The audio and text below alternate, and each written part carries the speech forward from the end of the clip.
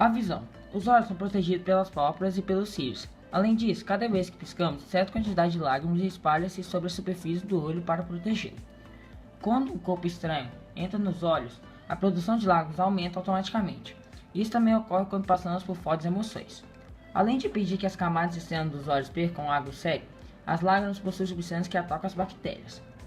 A esclera ou esclerótica protege o olho e nela estão presos músculos que movem os olhos e nos permitem dirigir a visão rapidamente para o que acontece à nossa volta. A córnea é transparente e fica na região da frente do olho, no centro dele. Parte da esclera e a superfície interna das pálpebras são revistadas por uma membrana chamada conjuntiva. Sob a esclera há uma camada cheia de vasos sanguíneos que nutrem as células do olho, a coroide. À frente, por baixo da córnea, encontra-se a íris, a parte colorida do olho. A cor da íris varia de acordo com a quantidade de pigmento que a pessoa possui. Quanto mais pigmento, mais escuro é o olho. No meio da íris há uma abertura, a pupila, por onde a luz entra e depois de passar pela córnea. Audição. Os órgãos popularmente conhecidos como ouvidos nos permitem muito mais do que ouvir sons. Eles também são órgãos do equilíbrio, que fornecem ao cérebro informações sobre o movimento e a posição do nosso corpo. Por isso, cientistas que estudam a anatomia do corpo e dão o nome aos órgãos recomendam que use o termo orelha em vez de ouvido. A orelha externa é formada pelo pavilhão auricular, pelo meato acústico externo e pela membrana tipânica. A orelha externa capta as ondas sonoras que são levadas até a membrana tipânica. Essa membrana fica esticada como se fosse a pele de um tambor e vibra de acordo com o som que chega até ela. As vibrações da membrana tipânica são transmitidas para três ósculos na orelha média, articulados entre si, o matelo, a bigorna e o estribo. Eles funcionam como um sistema de alavancas que pode ser amplificar ou diminuir as vibrações do tímpano e protege os ouvidos contra sons muito fortes. Para isso, existem pequenos músculos que são presos a esses ossos que podem frear o movimento deles. O movimento do estribo faz vibrar uma membrana à janela oval. É uma vibração dessa membrana que faz vibrar um líquido no interior de um tubo com a forma de concha de caracol, a cóclea, situado na orelha interna. A vibração desse líquido estimula as células sensitivas dentro da cóclea, agrupadas em um órgão, o órgão espiral. Olfato. Pelo olfato, reconhecemos o cheiro de diversas substâncias. Desse modo, podemos identificar um alimento estragado ou algum produto capaz de causar danos à saúde.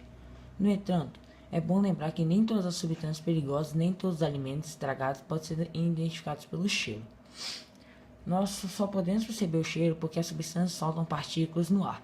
Quando essas partículas chegam às cavidades nasais, elas estimulam as células sensitivas, os receptores olfatórios, que se concentram em uma região das cavidades nasais, pelo nervo olfatório.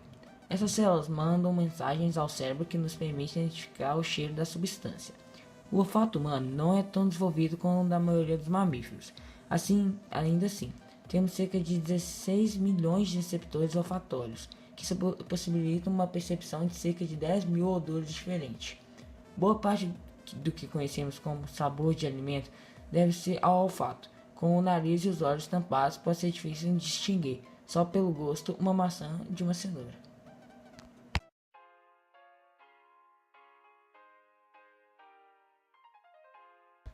Gustação. O sentido da gustação nos dá informações sobre certas substâncias desenvolvidas nos alimentos. Por meio da gustação é possível perceber centenas de gostos diferentes e reconhecer diversos tipos de alimentos. Podemos identificar, por exemplo, alimentos ricos em açúcares e evitar alimentos estragados ou substâncias venenosas. Mas assim como em relação ao cheiro, nem todas as substâncias prejudiciais podem ser identificadas por esse sentido. Na parte de cima da língua, apenas pequenas elevações podem ser vistas a olho nu. As papilas gustatórias. Cada papila contém botões gustatórios, que só podem ser vistos com auxílio do microscópio. Na língua há cerca de 9.000 botões gustatórios. Quando os botões gustatórios são estimulados por partículas de alimentos envolvidas na saliva, eles enviam mensagens ao sistema nervoso. Este, por sua vez, traduz as mensagens nas sensações de sabor. Com os botões gustatórios, percebemos 4 tipos de sensações fundamentais: o doce, o salgado, o azedo e o amargo. Porém, o sabor total de um alimento envolve não apenas uma combinação das 4 sensações, mas também o cheiro e a textura do alimento.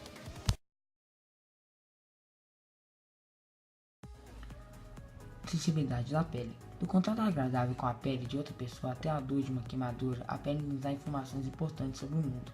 Isso é possível porque temos vários tipos de receptores que acusam dor, sensações táteis e sensações térmicas.